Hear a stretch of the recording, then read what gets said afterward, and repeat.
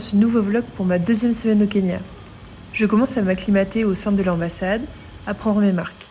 J'ai enfin rencontré toutes mes colocs, Dasha, qui est russe et travaille pour une ONG, Nina, originaire des Pays-Bas et qui est à Nairobi depuis 4 ans, et Francesca, qui vient du nord de l'Italie et travaille pour l'ONU. Avec 2 autres stagiaires de l'ambassade, Fanchon et Salomé, nous avons testé la salle d'escalade Blue Sky, qui est située dans le quartier de Westlands au nord de Nairobi. La salle se situe au 6e étage d'un bâtiment qui ne paye pas de mine, le Diamond Plaza, et on a vraiment eu beaucoup de mal à trouver la salle, car il y a très peu d'indications, et les immeubles kenyans peuvent être de vrais labyrinthes. Le pass une journée avec la location de chaussures coûte 1700 shillings, ce qui correspond à environ 11 €, puisque le cours du shilling est désormais plus bas que lors de ma dernière vidéo. 1 euro correspond à peu près à 149-150 shillings, contre 147 quand je suis arrivée en avril dernier. L'entrée reste donc assez chère comparée à d'autres activités, et surtout comparée au niveau de vie ici. Après, ça reste quand même un sport qui est surtout pratiqué par des expatriés, et donc par des personnes avec des revenus confortables. C'était l'occasion pour moi de tester l'escalade pour la toute première fois, et j'avais pour cela mes 2 super coachs.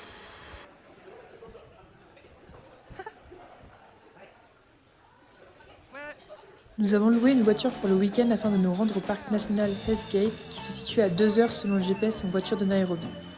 En réalité, vu l'état de certaines routes et le trafic encombré par de nombreux camions, nous avons mis presque 3 heures pour atteindre le parc.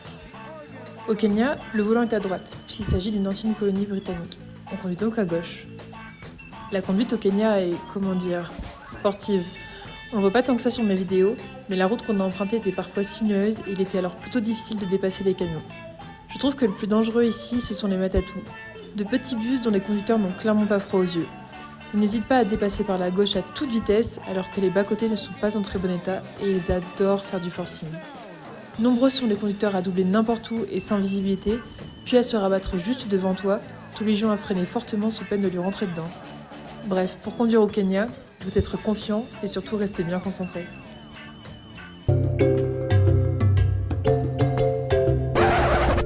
Vous ne pensiez quand même pas que le trajet s'était passé sans encombre. Après avoir manqué de faire un tête-à-tête avec un matatu moins de 30 minutes après notre départ, nous avons eu le plaisir de nous faire arrêter gentiment sur le côté de la route par la police kenyane. On m'a dit une chose en arrivant. Si tu ne te fais pas arnaquer ou si tu ne fais pas face à la corruption, c'est que tu n'as pas vraiment visité le Kenya. Et bien voilà, j'ai eu le plaisir d'avoir les deux en moins de 2 semaines.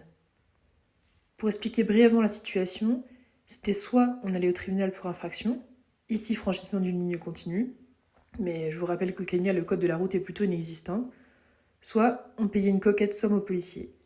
Le choix était donc plutôt rapide. On a cédé à la corruption du 123e pays avec l'indice de corruption le plus important en 2022. 6000 shillings, on lui a clairement payé son mois de salaire. Enfin bon, on a pu reprendre la route tranquillement et éviter que notre week-end s'arrête à 20 km de notre lieu d'arrivée. C'était un peu compliqué. Nous voici donc au Hell's Gate National Park. Situé au sud du lac Naivasha, dans la vallée du Rift, le parc abrite de nombreuses espèces telles que des girafes Maasai, des zèbres, autruches, phacochères, antilopes, singes, de nombreuses espèces d'oiseaux comme les vautours, mais pas de prédateurs. On peut donc s'y balader à pied pour une randonnée de 16 km. Nous avions pris un guide afin de visiter le parc et avoir des informations sur les espèces qui y vivent. Il est aussi possible de louer des vélos pour se balader dans l'après-midi. L'entrée nous a coûté 300 shillings par personne parce que nous sommes résidentes et 4500 shillings pour le guide qui nous a accompagnés toute l'après-midi, ce qui nous fait un total d'un peu moins de 10 € par personne. Pour les non-résidents, l'entrée est d'environ 20 $. Le nom du parc, la porte de l'enfer en français, provient de la fracture dans les blocs de granit d'où coulait autrefois un lac d'eau douce qui irriguait les terrains de pâturage, nourrissant ainsi les tribus primitives habitant dans la vallée. Au fil des siècles, le lit du lac s'est asséché et du fait de son passé géologique mouvementé, le relief est jonché de formations volcaniques, des dépressions, des cônes, ce qui permet de faire de l'escalade à certains endroits du site. Il est indispensable d'avoir de bonnes jumelles pour observer les animaux, car il est rare d'être très proche d'eux, à l'exception peut-être des zèbres. D'ailleurs, être très proche des buffalo n'est pas forcément une très bonne idée non plus, à moins que vous n'ayez envie de vous faire charger par un mâle pas très content que vous dévisagiez. Heureusement que nous avions un guide parce que j'avoue que j'étais pas très rassurée.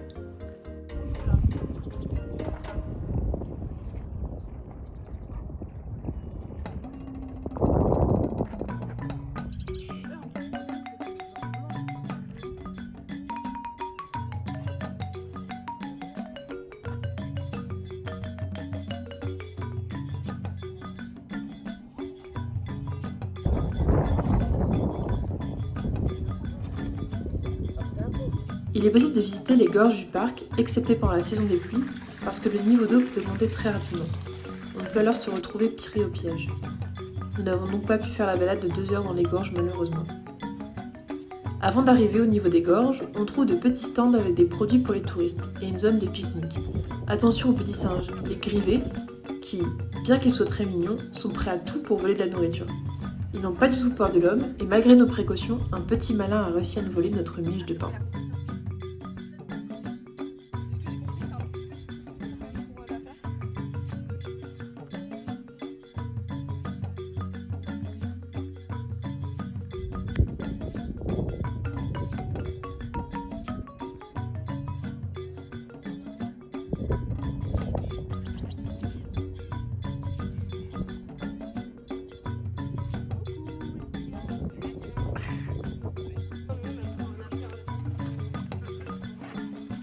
Hell's Gate est aussi un lieu de géothermie.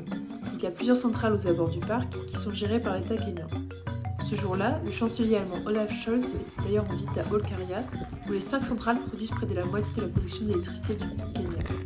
Alors non, nous n'avons pas rencontré le chancelier, mais on a pu observer le long cortège de voitures et de bus qui se déplaçaient en plein milieu du parc afin de retourner vers Nairobi, où le chancelier reprenait l'avion.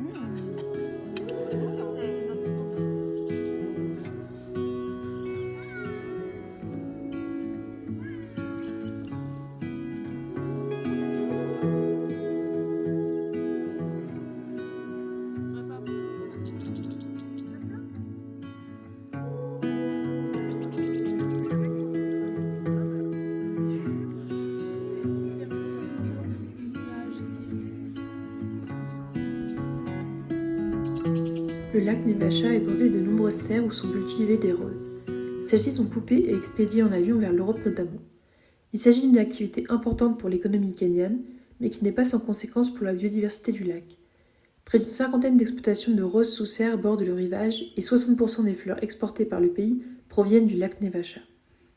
Les ouvriers travaillent avec des produits qui sont le plus souvent interdits en Europe et très nocifs pour la santé. Les déchets d'engrais et de pesticides sont rejetés dans le lac, qui a ainsi vu sa population de poissons, d'insectes et d'oiseaux drastiquement diminuer. Alors que faire pour le préserver ? Acheter des fleurs locales françaises moins dangereuses pour la santé et dont l'empreinte carbone est plus faible. La culture de rose est une culture de rente. Elle ne permet pas au pays d'atteindre l'autosuffisance alimentaire et je suis d'avis que si la consommation mondiale en rose kenyane diminue, les grandes exploitations se tourneront vers d'autres cultures qui, elles, peuvent servir à nourrir le pays.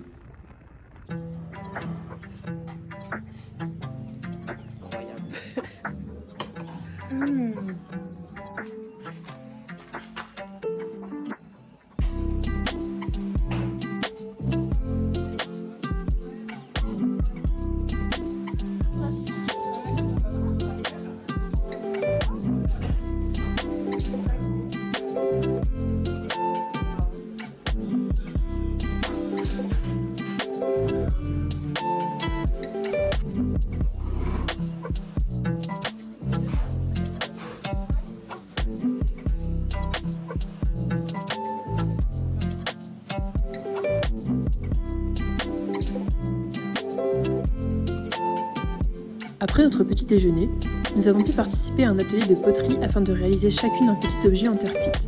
C'est la première fois que je faisais de la poterie et j'ai vraiment adoré l'activité.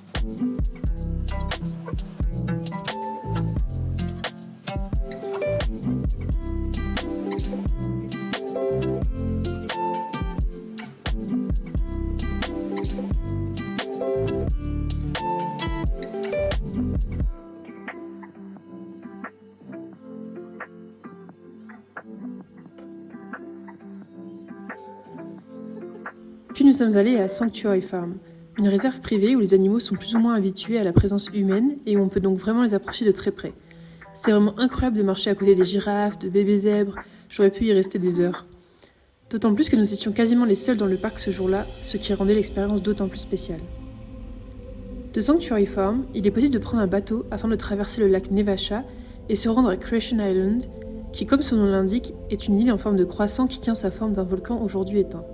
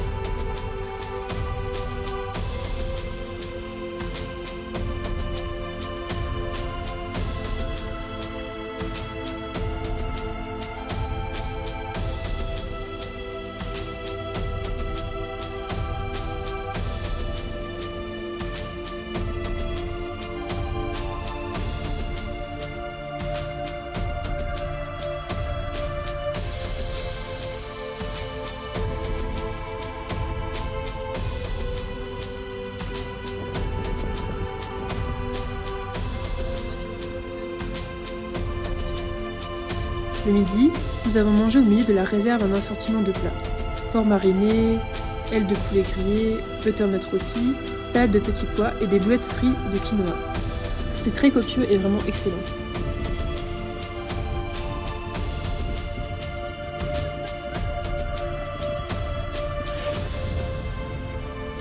Il est également possible de faire une balade à cheval au sein de la réserve. Une vingtaine de chevaux, pour la plupart à la retraite, profitent du cadre pour la fin de leur jour, loin des courses épiques de Nairobi.